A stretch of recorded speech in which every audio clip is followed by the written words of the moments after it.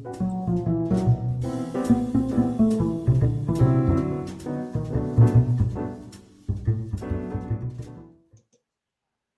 up, Audiophiles? I'm here with Leland Leard of Lone Mountain Audio, and they are the distributor for ATC in the United States. What's up, Leland? Not too much, just high as usual here in Denver. 52. I know the background looks a little bit blurry. Have you been drinking? You've been drinking or what? I mean, I've seen that before. The thing I don't understand is you should be able to blur the foreground on these. Yeah. They're always worried about blurring the background. It's the foreground I want to. Well, they don't want to see all the drug paraphernalia and liquor bottles and stuff like that, I guess. Yeah. That's my guess. But it's good to have you again. And we are going to talk about something that I get a lot of questions about: ATC Pro line versus ATC consumer line. So, like I said, one of the ATC is I think the only line I've seen that deals.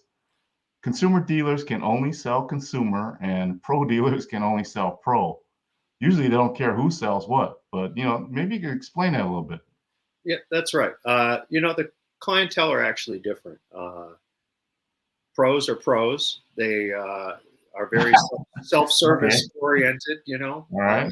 They know how they're going to use the product. They're using it in a studio environment, so the environments are completely different: studio versus home.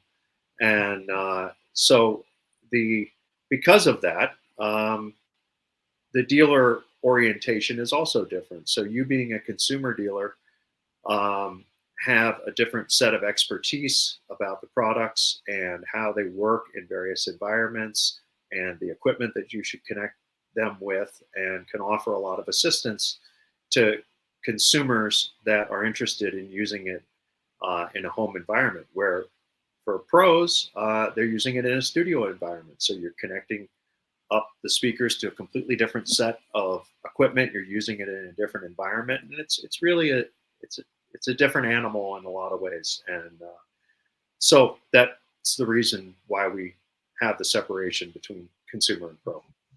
Okay, and let's take here's a typical example that'll tell us a little bit more. Here's ATC. What studio? Do you know what studio this is? Yeah, I should know what studio it is, but I don't. You chose the picture. You're supposed to tell me what studio it is.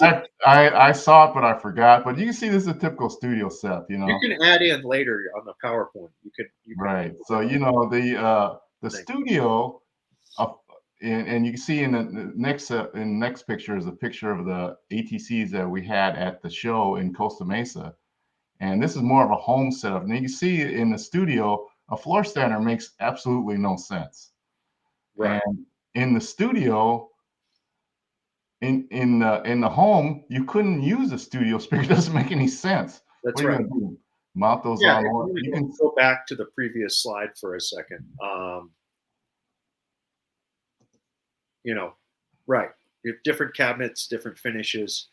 One of the things about using it in a pro environment is that, first of all, the cabinet finish is completely different. It's MDF box that's basically black splatter painted.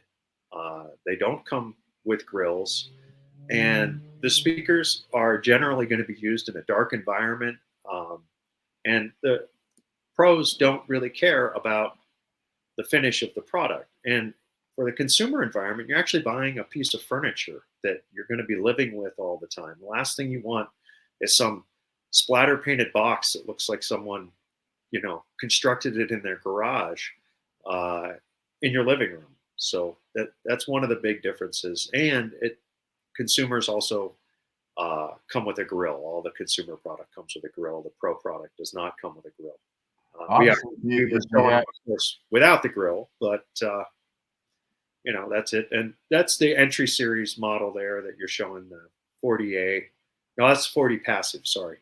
But one of the nice things about the entry series is that they have this metal grill that Billy Woodman, again, the founder of ATC, was very committed to. And it's basically very acoustically, if not entirely acoustically transparent. It's magnetically held to the cabinet, and it actually protects the speakers. So it's, you can push on it with your finger and not touch the drive units because it's metal and it's got a little curve. It's the best sounding grill I've ever heard. Yeah, Really, I agree. Yeah, if there is such a thing. most of the grills are horrible. First thing I do is I rip them off the speaker Right. because they cloud up the sound.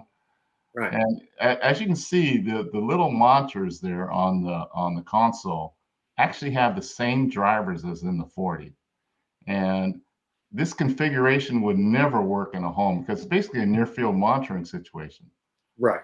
So you're not going to really get much of a sound stage and stuff like that out of that. And you're so close compared to the home situation where it's quite a different setup. Yeah, I'd have to zoom in on those, Gary, but I think those are actually the 45As rather than the 25As. But the 25A, which you'll see later in this PowerPoint, is the they are the basically the exact same drive units that are in the And 40. I know one thing. If you bought ATC Pro speakers and put them in your house like this, your significant other would cut your head off. Right. Yeah. All right, here we go. That's it right there. That's the difference between the 40A and the 25A. 25A is kind of cool if you Rick Rubin uses them in his studio, and if you've ever seen the Hulu broadcast of he and Paul McCartney together, they're seated at Rick's mixing console, and right there are featured above the console are a pair of 25As, which are again basically the same as the 40A, but just in a totally different configuration and something that fits with a home environment. Right. The drivers are the same or they're very similar. They're very similar.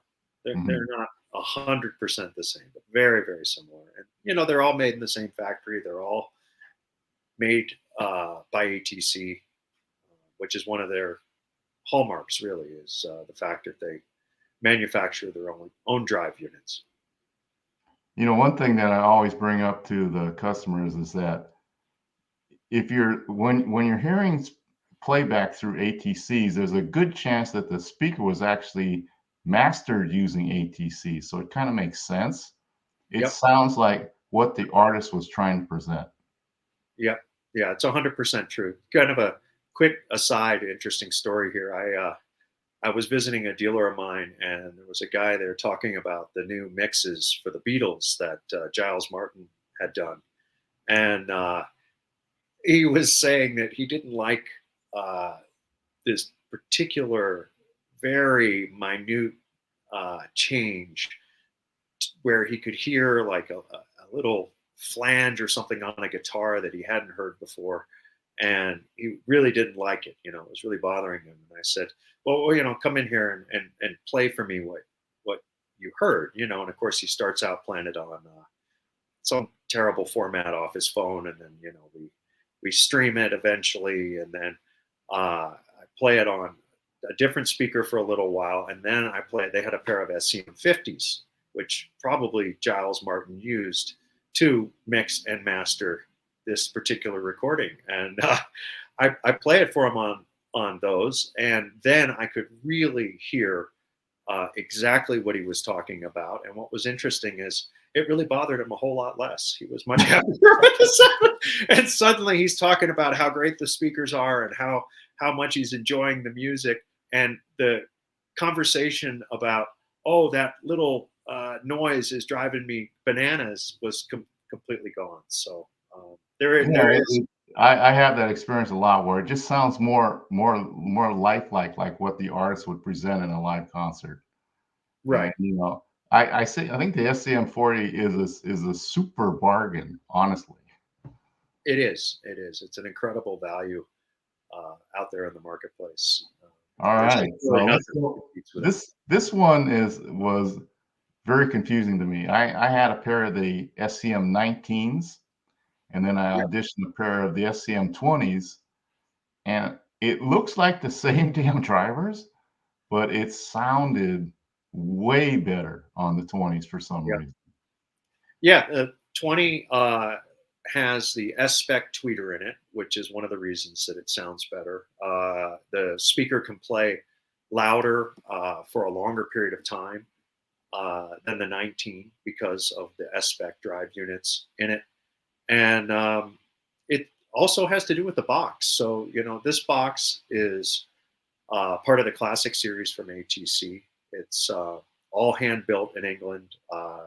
You have a number of different finishes that you can do. This is obviously the rosewood, which is one of the premium finishes, but you have a lot of options for finishes that you don't have in the entry series, which is what the 40A is part of. There you just have cherry, black ash, satin white, and satin black.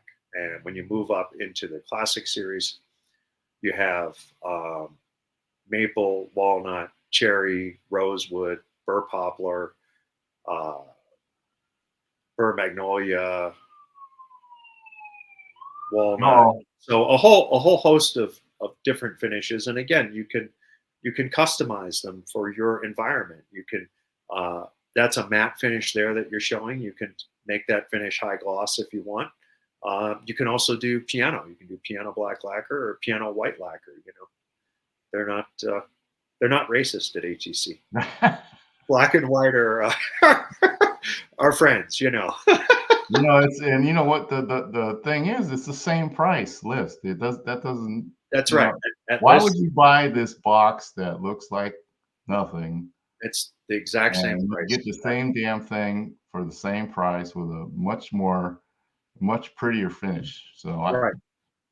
Right, and you can see on the Pro version there, the edges are actually radiused, so it's a round yeah, edge, and again, no grill right. possibility on it. So it's I a forgot to mention on the last one that these are both active. So with the SCM40A, you're getting a tri-amplified speaker, which is the same as the Pro one, but that is a super bargain. it really is. All right, so we're going up to the last one now. Tell me about these beasts. Well, these are the 50s, so a couple of different options here in the world of Pro versus consumer. First of all, you can get them in a passive version for consumer. So that's one of the options. You can also get them in a tower version. So there are no tower options, as you mentioned earlier in the discussion. There are no tower options. So you can get this in a floor standing version that goes all the way down to the floor. Obviously, where else is it going to go? Right, And so let's, oop, then up, somebody's calling in. See, we got customers on the line already. I'll let you take yeah, them. they're calling already. But I wanted to talk about once again about the floor stander. This floor standard just makes absolutely no sense in the studio. That's why they have the speakers up on the wall and on the console. Right. Where would Yeah, a floor standard go in the studio? yeah, sorry for interrupting you, but oftentimes in the studio, things are even soffit mounted, so they're Right. They got to get that up off the floor so they have the windows for, and that makes no sense for the home. right. So, and then the home, the studio speakers make no sense in the home because where are you going to put them? Going to mount them on your window? Exactly. Doesn't make any sense. No, you're active there. You got a lot going No, on. these guys are going crazy. They're sold already. Yeah, I've don't even you, posted the don't damn you have video and they're ready to go already. a little bell next to the phone ringing every sale you make? You ding the bell or Yeah, it's kind of like It's a Wonderful Life, but it's a little bit different. angels Yeah, calling. yeah. Yeah, all right. All right, so let's talk about the 50s again. Yeah. So again, just going back to the pro versus consumer, aside from all the other uh, spec differences, obviously there's a slight difference in the active cost of these two. The Right. reason for that is there are an enormous number of human hours put into building the custom veneer uh, for it versus the pro, which again I said is just it's a splatter paint. It's one of the odd things is someone looks at that finish and that picture even and they think to themselves, oh, that looks like a nice smooth finish. It's kind of like the black ash, but it isn't. when it arrives, it's a rough finish, and it is a splatter paint, as I said. So with the veneer, Once again, the pros don't care because no one's going to see them. It's a exactly, tool. they're It's a moving tool, around the studio. They're going to scratch and dent them immediately anyway. right? Hauling them Yeah. around, mounting them, they just don't care. Where But at home, as we know, you're going to treat them like a piece of furniture. But I was in the factory, let's see, probably about 6 or 9 months ago, and the guy who fits the veneers and chooses the veneers, cuts them for the cabinets, actually spends a great deal of time, book matching the veneers, and also creating kind of a interesting and subtle design within them, so that when you look, the longer you look at the cabinet, uh, it you see these kind of different things in the wood grain. He really uses the wood grain as an enhancement to the speaker, and as the speaker ages, it changes as well, just like a piece of furniture does. The color and texture and tone change, not the tone of the sound. That remains the same, obviously, because it's an ATC product, and they're built to last for a very long period of time and sound the same, as we've discussed before, which is so important both a home environment and a studio environment. You don't want to turn on your system and have the sound change, and you don't want to adjust the volume up and down and have the tonality of the the sound change. That's very important. And right, one thing I wanted to mention is the pro orientation of the company and the driver construction means that these speakers will play loud.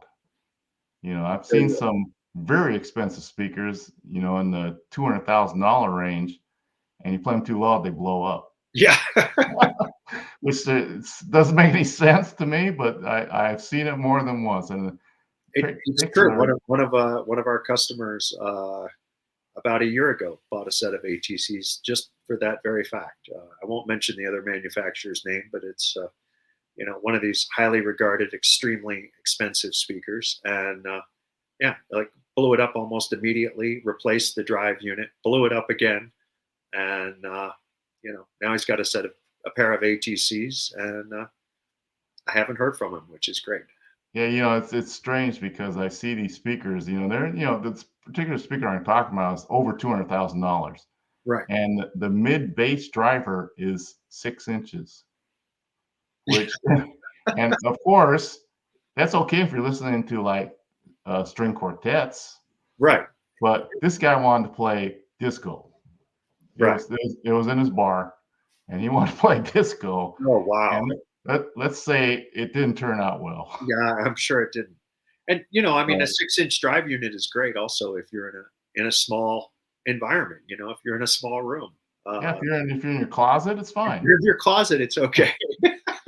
Right, Or your bedroom. That's fine. But that's the 50s have a 9-inch woofer in them, so right. And I have the rules the 100 actives, and I had a little instant where a DAC I was breaking in band.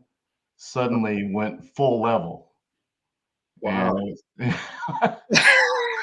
yeah, I was out in the backyard, and all of a sudden I hear this blasting. I was like, "Who the hell is blasting all that music?" And I Right. realized, "Oh, crap!" So I ran in, turned off the unit, and the speaker was fine. Yeah, Turn it right back on. It didn't even pop the fuse. It says, "Okay, we're playing really loud. That's fine." that's right. Most speakers would have just been destroyed, Most would of have them, caught yeah, on fire or they something would like have. I that. was going to say they would have melted or right, caught on fire. Yeah. Right. So yeah. So there's like I said, the Pro Heritage is a huge advantage for ATC, and the sound, so many things are mastered on ATC. I don't know why I can't sell a million of them. I I don't know why either, Gary. You have to figure that one out on your own. Yeah, I just think that it doesn't have the profile of some of that, but I've noticed it's starting to pick up quite a bit. That the consumer line is starting to really get some traction. Yeah, So it's starting to move, and people are starting to understand a bit more about the value of owning a product that has an incredible heritage and is handmade again in England, and understand the value of it, and something that is used in the studio. I think in the past, there's been a lot of negative press about what's used in the studio and That's right. I think that's part of it. I think why the you should use that at home. And that, first of all, the press is completely inaccurate. But I don't want to entirely denigrate them. I think that in the past, when people were using something like an NS10 in the studio, yeah, you didn't want to use that at home. But now studios are equipped with some of the best gear in the world. They're making incredible recordings. And the only way to really capture that at home is to use the same thing that they're using in the studio to do that. And then you really can hear the presentation that was intended. Yeah, I see that too. That the previous reputation of Pro speakers was there were some pretty terrible speakers in studios in the past. Yeah, there were. So I mean, They were more of a tool. They tended to be like super bright so that they could see any of the flaws in the recording, which I understand that, but it's not like that anymore. But they're right, exactly. It's not like that anymore. And those speakers that they were using were also profoundly inaccurate. You know? Okay, just don't hold back. Just Yeah, right. All right. Well, it's been great having you on again, Yeah, I and can't believe you had me on again, Gary. I know Hopefully I this was, is really the end of it. and don't forget the next video I have you on. I want to see you do that chugging the 4 Pliny's on while standing on your head trick Yeah, that you did. four Pliny's standing on my head. Right. Exactly. And don't forget we got to have the camera like mounted lower so we can see Yeah. that. Hey, Gary, next time you're out to Denver, we have to go to this place called Hogshead, which has true British bitter and British. What? No. Yeah, I'm telling you, and they taste fantastic. They're every bit as good as what you get. What? Yeah, No. yeah, I want to tell the guys at ATC you said that. They're not going to buy that at all. yeah. I will. Hey, I might be out of a job, but at least I won't have to do these interviews with you anymore. All right. Thanks a lot, Leland. We'll see you soon. All right, take care, Gary. Cheers.